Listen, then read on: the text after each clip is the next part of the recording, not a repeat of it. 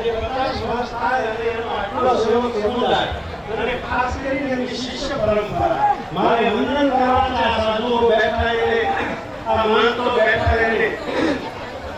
કેવી મને પરંપરા છે એમની સાધુ સાથે એક સ્મરણ બીજું પણ કહી લઉં કે અહીંયા આપણને સૌને ગુરુ મહિમાનો જ્ઞાનયજ્ઞનું આયોજન કરે આ પરંપરાની વિશેષતા એ છે કે આમાં ગુરુનું વિશેષ સ્થાન હોય છે મહિમા હોય મને કહેતા આનંદ થાય કે ગુરુ ગીતાનું પાઠ કરાતા હતા અને આ કથાનું શ્રવણ કરાવતા આપણે સૌને નવની થાય સોમનાથ દાદા જાની ગાજર ખાવા 50 વર્ષથી આ સંસ્થાઓ સાથે જોડાયેલા છે અને સૌ પહેલા આપણે એમને જોરદાર તાળીઓ સાથે વિદ્વાન વક્તાને એમને અમૃતવાણીનો લાભ આપ્યો એ માટે જોરદાર તાળીઓથી વધાવી લઈએ બીજા આપણે અહીંયા વિશેષ સ્મરણ કરવું છે ભરતદાસ બાપુનું કે ગુરુ મહારાજને રાજી કરવા માટે એક સાધુએ કેવો પુરુષાર્થ કરે મને કહેતા આનંદ થાય કે ગરીબદાસ બાપુએ છેલ્લે પોસ્ટકાર્ડ લખ્યું ને આ કંકોત્રીમાં છાપ્યું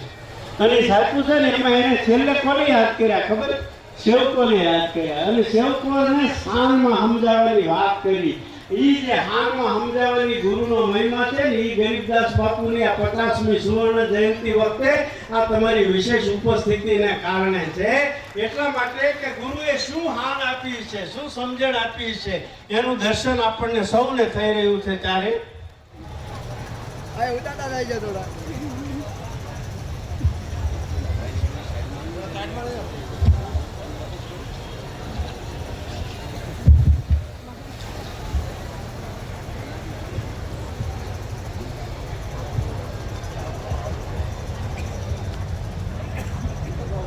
આ તો આપણો ઘરનો સૌનો પ્રસંગ છે આપણા માટે આનંદ અને ગૌરવની વાત છે અમે કાયમ બાપુ એમ કહીએ છીએ સંતો પધારી રહ્યા છે એટલે પૂર્વ ભૂમિકા આપું તો મને ગમે બે રીતે માણસનો જન્મ થાય છે વ્યક્તિનો જન્મ બે રીતે થાય છે એક માની કુંખે જન્મ થાય અને બીજો જન્મ છે ને એ ગુરુની હૂંફે જન્મ થાય માની કુખે જે જન્મ થાય એ બાળકનો જન્મ થાય ને ત્યારે બાળક રોતું હોય બાળક રડે માની કુખે જન્મ થયેલા બાળક રડે પણ ગુરુની હૂંફે જેનો જન્મ થયો એની રટવા માંડે રામ રામ સીતારામ રાધે કૃષ્ણ જેને માનતા હોય પરંપરાને એ રટવા માંડે ગુરુની કુખે જન્મ થયેલો હોય રટે અને માની કુખે જન્મ થયેલો રડે પણ માની કુખે જેનો જન્મ થયો છે ને એ ગમે એવું જીવન જીવે પણ માતંગે બગીયું અને મોટરું કરોડું હોય કેકાળ પણ છેવટના પરિયાણ છે પગપાળા શંકરા બધાએ સ્મશાનમાં જ જવાનું હોય માની કુખે જન્મે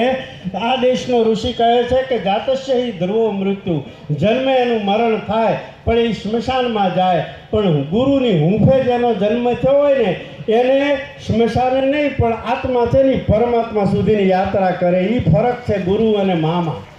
અને એવી જે આ ગુરુ પરંપરા છે આ શિષ્ય પરંપરા છે એ ગુરુ શિષ્યની આ ઉજળી પરંપરાનું દર્શન એટલે ગોબા નુરા પીરની આ જગ્યા મને કહેતા આનંદ થાય કે નામ સાથે બે સરસ મજાની વાત જોડાયેલી છે નુરા પીર નૂર એટલે અજવાળું નૂર એટલે ઉર્જા નૂર એટલે પ્રકાશ એક બાજુ ઉર્જા છે આધ્યાત્મિકતાની ઉર્જા છે પ્રકાશ છે અજવાળું છે અને બીજું પીર છે પીર એને કહેવાય જે બીજાની દુઃખીઓની પીડા હરે એને પીર કહેવાય નુરા પીરની જ્યારે આવી અહીંયા પવિત્ર જગ્યા હોય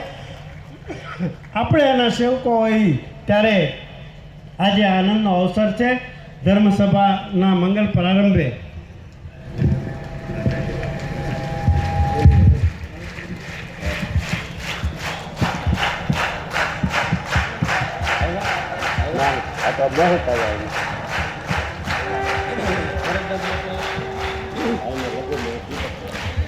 આજે તિલક વિધિનો પણ પ્રસંગ છે અને દીપક મહારાજ પધારી રહ્યા છે આજે દીપક મહારાજ છે એ કાલે ગુરુ સ્થાને લઘુ મહંત તરીકે સ્થાન લેવાના છે ગુરુની આજ્ઞાએ જીવન જીવવાના સંકલ્પો લેવાના હા જોરદાર તાળી પડે તો આપણને એમ થાય કે વાહ ગુરુ ભક્તિ વાહ પૂજ્ય દીપક મહારાજ પણ સ્થાન ગ્રહણ કરશે અહીંયા. આજે